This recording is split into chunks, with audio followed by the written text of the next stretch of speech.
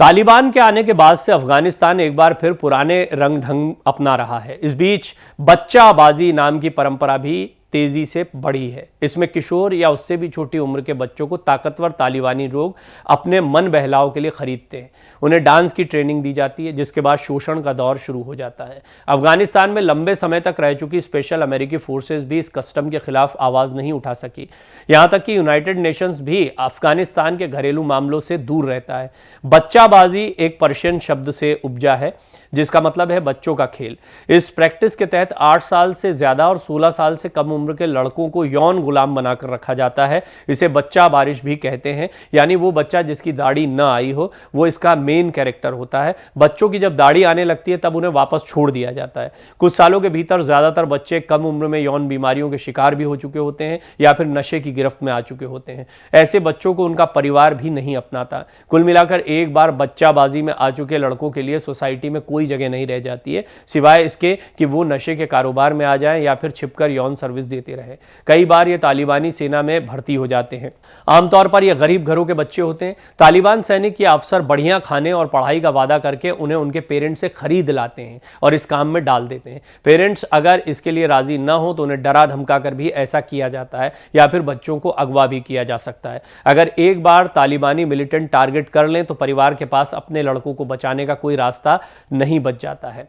19वीं सदी में अफगानिस्तान में हैजा फैला था। तब वहां के चरमपंथियों ने कहना शुरू कर दिया था कि चूंकि औरतें डांस गाना जैसी एक्टिविटी करती हैं, इसीलिए ही ऊपर वाले का कहर बीमारी बनकर आया है। औरतों के सार्वजनिक डांस पर पाबंदी लग गई। तभी मन बहलाव के लिए अफगानी पुरुषों ने एक नया तरीका निकाला। वो छोटी उम्र के लड़कों को टारगेट करने लगे। बच्चों को डांस सिखाया जाने लगा, साथ ही उन्हें सजने संवरने की ट्रेनिंग मिलने लगी। वो किसी महिला डांसर की तरह सजते, सिल्क के कपड़े पहनते और नंगे पांव डांस करते। ऐसे बच्चों के बाल सामने से छिले होते, जबकि पीछे की तरफ महिलाओं की तरह लंबे बाल होते। साथ ही भौं को बेहद काले रंग से रंगा जाता था। ये मेकअप इनकी पहचान बन गया। तालिबान से पहले भी अफगानिस्तान और ईरान जैसे देशों में बच्चाबाजी का चलन रहा। हालांकि 90 के दशक में तालिबान ने इसे होमोसेक्सुअल मानते हुए इस पर पाबंदी लगा दी थी, लेकिन आगे चलकर उसके मिलिटेंट खुद इससे जुड़ते चले गए। ये ताकतवर मुजाहिदीन थे जो अफगान सरकार में बड़ा रुतबा रखते थे। चूंकि महिलाओं को घर में रखने का चलन था और होमोसेक्सुअलिटी बैन थी, लिहाजा मनोरंजन के नाम पर छोटे लड़के शिकार बनने लगे। साल 2001 से अफगानिस्तान में अमेरिकी स्पेशल फोर्सेस तैनात हो गई। शुरुआत में फोर्सेस के लोगों ने इसका विरोध किया, लेकिन फिर साफ हो गया कि उन्हें इसमें दखल नहीं देना है। कई इंटरनेशनल मीडिया रिपोर्ट्स के मुताबिक दखल देने वाले लोगों को सेना से हटाया जाने लगा। अमेरिका का इरादा साफ था, वो आतंक को खत्म करना चाहता था, लेकिन अफगान के डोमेस्टिक झंझट से दूर रहते हुए ये कुछ वैसा ही है जैसा ब्रिटिश हुकूमत के दौरान अंग्रेजों के साथ था। वो कुप्रथाएं देखकर भी उन पर रोक नहीं लगाते थे। काफी हिदायतों के बाद भी अमेरिकी फोर्सेस के एक अधिकारी ने अफगान नेशनल पुलिस यानी ANP के एक अफसर की पिटाई कर दी, क्योंकि उसने एक छोटे लड़के को सेक्स स्लेव बना रखा था। इसके बाद मामले ने तूल पकड़ लिया और पहली बार बच्चाबाजी की खुलकर आलोचना होने लगी। अपनी इमेज ठीक करने के लिए अफगानिस्तान ने इस पर जांच कमेटी भी बैठाई। Special inspector general for Afghanistan reconstruction की अगुवाई में कमेटी ने रिपोर्ट जारी की, जिसमें माना गया कि बच्चाबाजी सीधे बाल यौन शोषण से जुड़ा हुआ है। उसने लंबा चौड़ा डेटा भी दिया कि कितने बच्चे इस दौरान शोषण का शिकार हुए।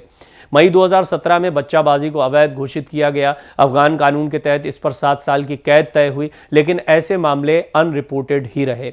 यूनाइटेड नेशंस भी इस मामले में हाथ डालने से बचता रहा। UN सिक्योरिटी काउंसिल ने इसी साल फरवरी में इस पर बात की। चिल्ड्रन एंड आर्म्ड कॉन्फ्लिक्ट के नाम से एक रिपोर्ट जारी हुई, जिसमें माना गया कि बच्चों का शोषण लगातार बढ़ रहा है, लेकिन फिलहाल इस पर कोई सख्त एक्शन अभी तक नहीं लिया गया है, सिवाय अपील करने के। मानवाधिकार संस्थाओं का मानना है कि सिक्योरिटी काउंसिल अगर चाहे तो ही कुछ हो सकता है, लेकिन वो सीधे सीधे एक देश से दुश्मनी लेने से बच रही है। फिलहाल तालिबान शासित अफगानिस्तान में होमोसेक्सुअलिटी पर कड़ी सजा है। इसके बाद भी रह रहकर बच्चाबाजी के मामले उठ जाते हैं।